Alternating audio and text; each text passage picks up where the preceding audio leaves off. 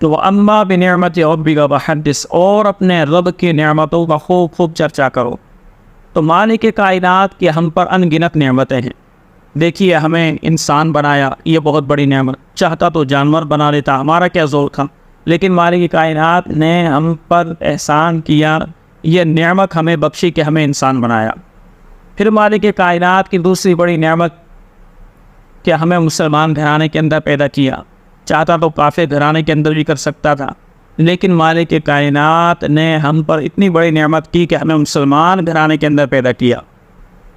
پھر اس سے بڑی نعمت مالک کائنات کی ہم پر یہ ہے کہ بہت سے لوگ مسلمان ہیں لیکن ان کے نظریات خراب ہیں، تو اللہ رب الجلال نے ہمیں اہل سنت و جماعت کے اندر پیدا کیا، یہ بہت بڑی نعمت۔ پھر مالک کائنات نے ہمیں تندرست صحیح سالم پیدا کیا، یہ بہت بڑی نعمت، چاہتا تو معذور بھی پیدا کر سکتا تھا، لیکن مالک کائنات نے ہمیں صحیح تندرست سالم پیدا کیا، یہ بہت بڑی نعمت۔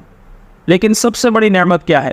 سب سے بڑی نعمت ہمیں اللہ رب الجلال کی یہ ملی کہ ذات مصطفیٰ، کہ مالک کائنات نے ہمیں پیارے مصطفیٰ صلی اللہ علیہ وسلم کی امت میں بنایا اور پیارے مصطفیٰ صلی اللہ علیہ وسلم ہمیں عطا کیے۔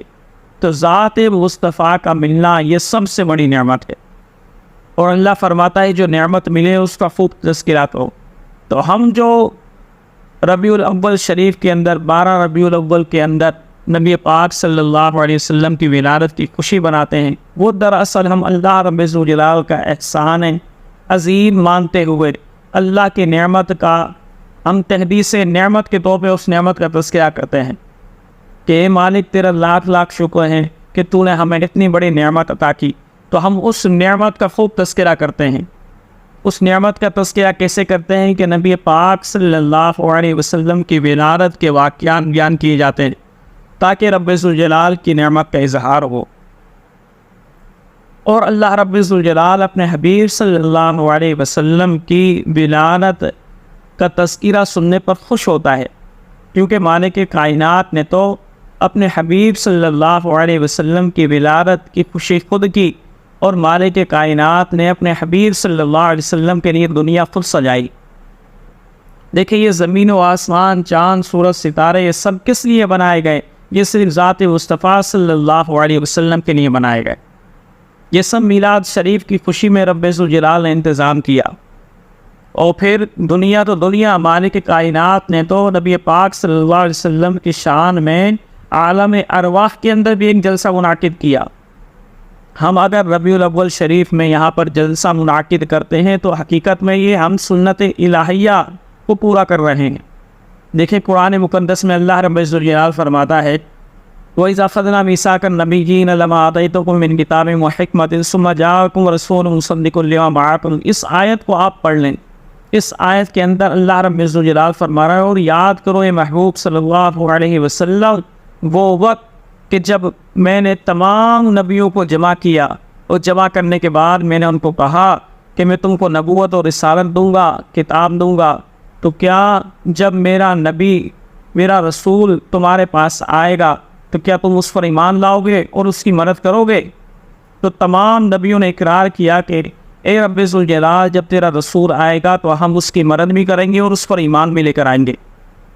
اور وہ رسول کون تھے؟ وہ النبی صلی اللہ علیہ وسلم، وہ ذات رسالت مآب صلی اللہ علیہ وسلم تھی۔ تو محدثین فرماتے ہیں کہ مالک کائنات نے تو عالم ارواح میں نبی پاک صلی اللہ علیہ وسلم کی شان میں جلسہ منعقد کیا۔ یہ سب سے پہلا جلسہ تھا میلاد کا جو اللہ رب الجلال نے عالم ارواح میں منعقد کیا۔ پھر مالک کائنات نے جب اپنے حبیب صلی اللہ علیہ وسلم کو دنیا میں بھیجنا چاہا تو ایسے ایسے مبشرات لوگوں کو نظر آئے کہ لوگ حیران ہو گئے، جیسا کہ حضرت آمنہ رضی اللہ تعالی عنہا فرماتی ہیں جب نبی پاک صلی اللہ علیہ وسلم میرے پیٹ مبارک میں آئے، میرے حمل میں آئے، تو پہلے مہینے کے اندر ہی حضرت آدم علیہ السلام مجھے مبارکباد دینے کے لیے خواب میں آ گئے۔ حضرت آمنہ فرماتی ہے خواب کے اندر حضرت آدم آئے اور کہا کہ ہے بیٹی تجھے مبارک ہو کہ تو تمام نبیوں کے سردار کی ماں بننے والی ہے۔ اسی طریقے سے دوسرے تیسرے 12 مہینے تک ہر نبی آتا رہا اور حضرت آمنہ رضی اللہ تعالیٰ عنہ کو خوشخبری سناتا رہا۔ تو ہم ربیع الاول شریف کے اندر کیا کرتے ہیں؟ ہم بھی تو یہی نبی پاک صلی اللہ علیہ وسلم کی آمد کی خوشخبری سناتے ہیں کہ لوگوں، نبی پاک صلی اللہ علیہ وسلم کی آمد اس شان سے ہوئی تاکہ لوگوں کے دلوں کے اندر اپنے حبیب صلی اللہ علیہ وسلم کی محبت اور عظمت بیٹھ جائے۔ اور مالک کائنات نے دیکھیے کیسے ولادت منائی۔ حضرت شفا رضی اللہ تعالیٰ عنہ کہتی ہیں کہ جب نبی پاک صلی اللہ علیہ وسلم کی ولادت ہوئی تو سب سے پہلے میں نے گود میں لیا۔ وہ فرماتی ہیں اور میں نے دیکھا آسمان کی طرف تو ستارے اتنے قریب آ گئے کہ میرے دل کو خوف محسوس ہوا کہ ایسا نہ ہو کہ یہ ستارے ہم پر گر پڑیں۔ یعنی ہم اگر 12 ربیع الاول شریف میں بتیاں لگاتے ہیں، لائٹیں لگاتے ہیں، تو حقیقت میں ہم اس سنت الہیہ کو ادا کر رہے ہوتے ہیں کہ ہم تو دنیاوی لائٹ لگا رہے ہیں، لیکن مالک کائنات نے اپنے حبیب کی میلاد ایسے بنائی کہ آسمانی ستاروں کو نیچے کر دیا۔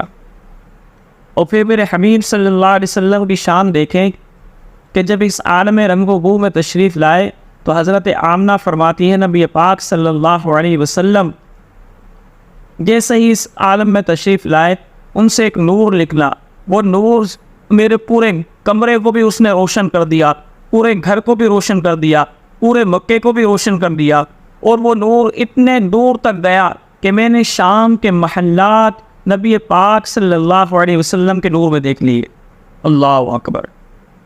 اور حضرت شفا رضی اللہ تعالی عنہا فرماتی ہیں کہ نبی پاک صلی اللہ علیہ وسلم کا چہرہ مبارک اتنا تو حسین و جمیل تھا کہ میں نے آج تک ایسا حسین و جمیل بچہ نہیں دیکھا تھا۔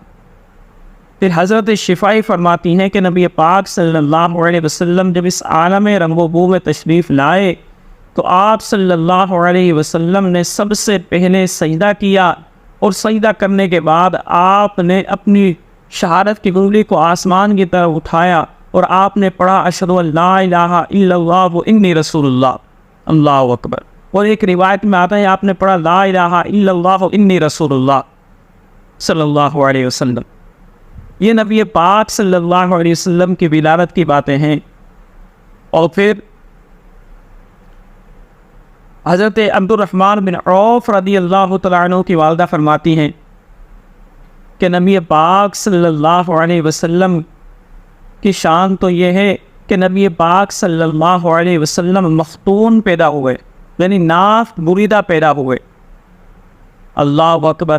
حالانکہ سائنس یہ کہتی ہے کہ ناف سے بچے کو خوراک آتی ہے، تو میں نے تصورات کی دنیا میں اور محدثین سے یہ سوال کیا کہ یہ کیا وجہ ہے کہ نبی پاک صلی اللہ علیہ وسلم مختون پیدا ہوئے، ناف بریدہ پیدا ہوئے، یہ کیوں؟ تو جواب دیا گیا اس لیے کہ نبی پاک صلی اللہ علیہ وسلم کی خوراک تو اللہ رب الجلال نے انتظام کر دی تھی۔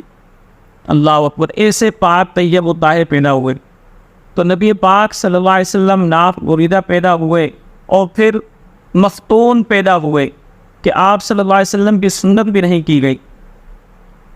ایسے اللہ رب الجلال نے اپنے حبیب صلی اللہ علیہ وسلم کو اس دنیا کے اندر بھیجا۔ اور ایک حدیث کے اندر آتا ہے اللہ رب الجلال نے جب اپنے حبیب صلی اللہ علیہ وسلم کو اس عالم رنگ و بو میں بھیجا تو نبی پاک کی ولادت کی خوشی میں اللہ رب الجلال نے ہر آسمان پر یاقوت کا ایک ستون بنایا۔ جب معراج کی رات نبی پاک صلی اللہ علیہ وسلم ہر آسمان سے گزرتے تو آپ کو وہ ستون نظر آتا، تو نبی پاک نے حضرت جبرائیل سے پوچھا کہ جبرائیل یہ ستون کیسا ہے؟ تو حضرت جبرائیل امین نے عرض کی یا رسول اللہ جب آپ کی ولادت ہوئی تو اللہ رب الجلال نے آپ کی ولادت کی خوشی میں ہر آسمان میں یہ ستون بنایا۔ اللہ اکبر۔ پھر ایک حدیث کے اندر آتا ہے اللہ رب الجلال نے اپنے حبیب کی میلاد ایسے بنائی کہ جب نبی پاک کی ولادت ہوئی تو جنت میں اللہ رب الجلال نے 70,000 کستوری کے درخت لگائے کہ جب جنتی جنت کے اندر داخل ہو جائیں گے تو وہ ان درختوں سے کستوری کی خوشبو آیا کرے گی جنتیوں کے لیے۔ اللہ اکبر۔ یہ اللہ رب الجلال نے اپنے حبیب صلی اللہ علیہ وسلم کی ولادت پر خوشی کا اظہار کیا۔ تو ہم بھی سنت الہیہ کو ادا کرتے ہیں جو اللہ رب ذوالجلال کے حبیب صلی اللہ علیہ وسلم کی ولادت کی خوشی کرتے ہیں۔